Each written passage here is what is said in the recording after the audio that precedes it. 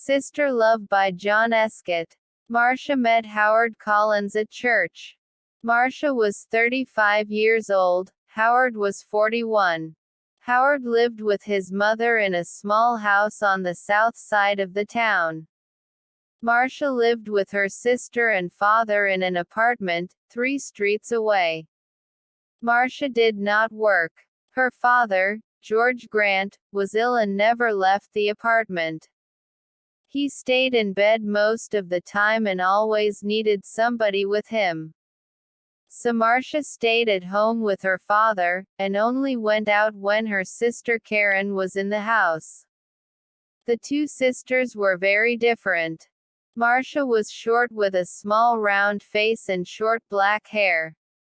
Karen was 10 years younger. She was tall, had long brown hair, and good legs, and a suntan all through the summer. People often said to Marcia, "Your sister is very beautiful." There were always lots of men ready to take Karen out to dinner or to the cinema. But Marcia stayed at home. Karen worked in a shop in the town. When she was at home, she liked to sit up on the roof garden of their apartment building. It was one Sunday in May when Marcia came home with Howard the first time. She took him to see her father. George Grant was in bed. He had gray hair and a gray face. Sometimes he read a book, but mostly he just sat in bed and watched television. "This is Howard, Father," Marcia said. "He works at the hospital, and we met at church. I told you about him last week. Do you remember?" "No," her father said. And he turned his face away, back to his television. He was not interested in new people or his daughter's friends. Just then, Karen came into the room. She wore a white bikini and white shoes. She smiled at Howard. "So you're Howard," she said. "My big sister has got a boyfriend at last." Howard's face went red and he looked down at his feet. Karen laughed. "Come on up to the roof garden and have some wine. The sun is wonderful this morning." "Oh, Howard began. Marcia looked angrily at her sister. But then she said, "Yes, I must get father a drink." "See you in a minute, Howard. Go up to the roof and talk to Karen." The sun was hot on the roof and Howard took off his coat. He looked around. There were 3 chairs, a sun umbrella, a sunbed, and a table with 3 glasses and a bottle of wine on it. There were tiles on the floor, and next to the little wall around the edge of the roof, there were some flowers in boxes. This was the garden. "Very nice," said Howard. Karen smiled at him. "We don't see many good-looking men up here," she said. "Sit down and have a drink." Howard's face went red again. He gave a shy little laugh. "Oh, thank you," he said. He tried not to look at Karen's long suntanned legs, but it was not easy. "I come up here all the time when it's sunny," Karen said. She began to put suntan oil on her arms and legs. Howard watched. Then Marcia arrived, and the 3 of them sat in the sun and drank wine. Marcia looked at Howard with love in her eyes. She did not look at Karen. Karen watched them. Her eyes went from her sister, to Howard, and back again to her sister. She smiled. It was not a nice smile. Every Sunday morning after that, Marcia brought Howard home for a glass of wine after church. Howard stopped his car in the street outside the apartment building, and Marcia said, "Sound the horn, Howard. Tell Karen we're here, then she can get the wine ready." So Howard gave 3 little toots on his car horn. On sunny days, Karen always came to the wall at the edge of the roof, and looked over to wave at them. Then she went to get the wine. She always wore her bikini or a very short skirt. Marcia never wore short skirts or a bikini. My legs are too fat for bikinis, she told Howard. Your legs are very nice, he said shyly. One day in June, Karen asked Howard, "What time do you finish work, Howard?" "About 6 o'clock, he said. "Could you bring me home after work?" Karen said. "My shop's very near the hospital, you drive right past it. And you only live 3 streets away from us." "There's a very good bus," said Marcia quickly. "It stops outside our building. But the bus is so slow." Karen said. "Please, Howard." Howard looked from one sister to the other. "Oh, well, yes, all right then," he said. "Thank you," Karen said, and gave him a quick kiss. So every evening Howard drove Karen home. On the first Friday, they were an hour late. When they arrived, Marcia was at the door of the apartment building. "What happened?" she asked. "Why are you so late?" "There was an accident," Karen said.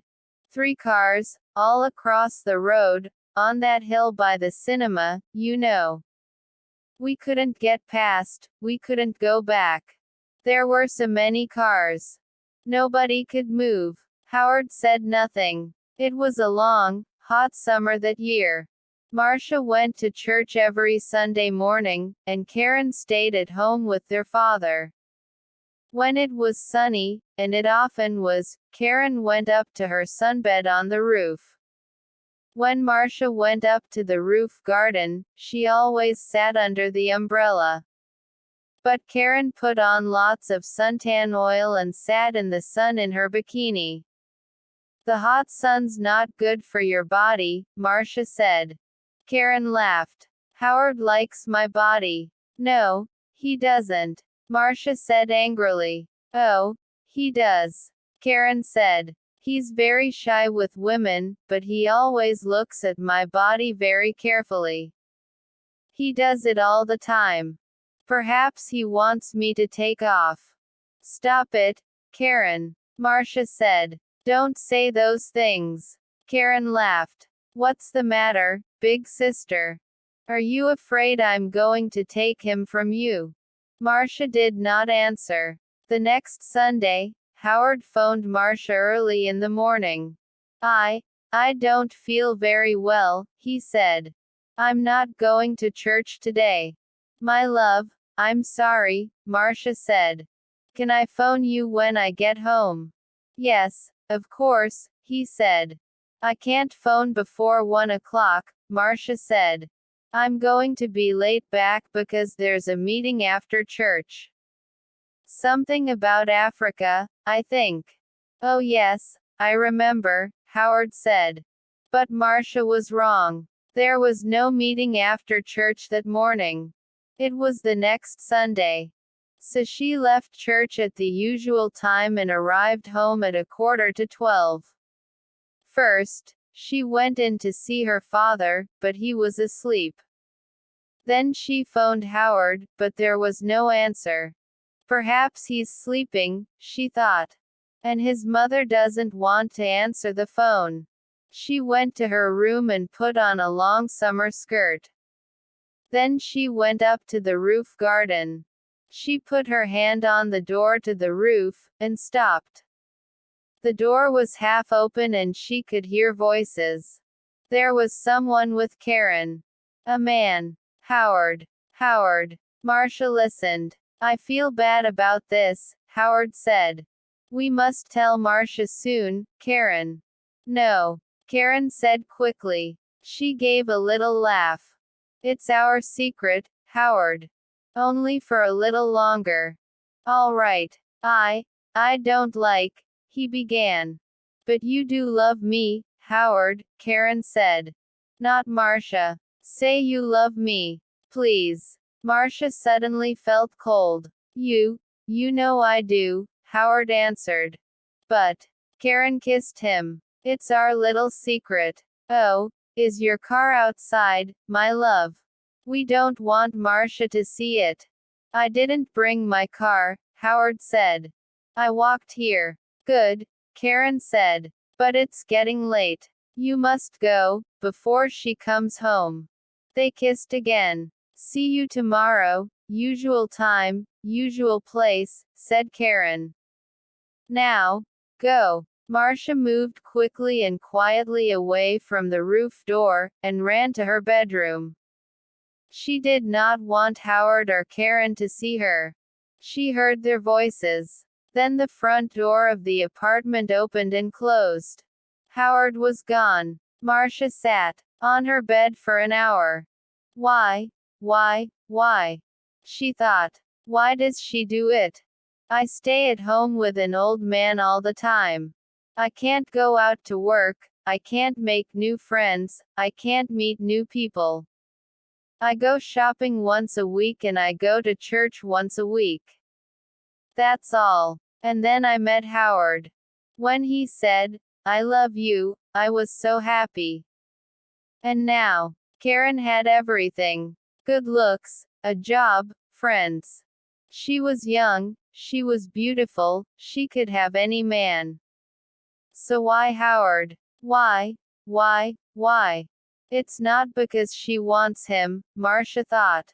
It's because I love him. It's because she doesn't want me to be happy. But you do love me, Howard. Not Marcia. You know I do. Was it true? Did Howard love Karen and not her? No. He saw only the beautiful, suntanned body. He didn't know her. She's not going to have him. Marcia thought. Every evening that week, Howard drove Karen home after work. And every evening they got later and later.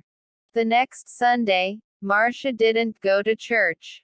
I've got a bad head, she told Karen. I just phoned Howard and told him, and he's coming here after church as usual. I'm going back to sleep for an hour or two. And she went into her bedroom and shut the door. Later in the morning, when Karen was with their father, Marcia went up to the roof garden. Karen's bottle of suntan oil was on the table, and Marcia smiled. When Karen came up to the roof, Marcia was in her chair under the umbrella with a book in her hand. Oh, is your head better? Karen asked. Yes, thanks, Marcia said. Karen wore her bikini, a new yellow one. She opened her bottle of suntan oil. Oh, there's not much here, she said. I must get some more. She began to put some oil on her legs. 20 minutes later, Howard stopped his car in the street below. Up on the roof, Karen and Marcia heard the usual 3 little toots on his car horn. He's here, Karen said excitedly. Your man's here, big sister. And she laughed. Yes, Marcia thought. My man, not yours, Karen. Karen jumped up from her sunbed. She ran to the wall at the edge of the roof to look down and wave to Howard. She had no shoes on, and at the wall, her feet suddenly slipped away from under her. Og! She cried. She fell forward, and put out her hands to grab the wall. But the top of the wall was slippery too. Her hands could not hold it, and slipped away, off the wall, over the edge. And her body went on too, over the edge of the wall, and down. Down. Before she hit the ground, she knew. Slippery, suntan oil. Marcia.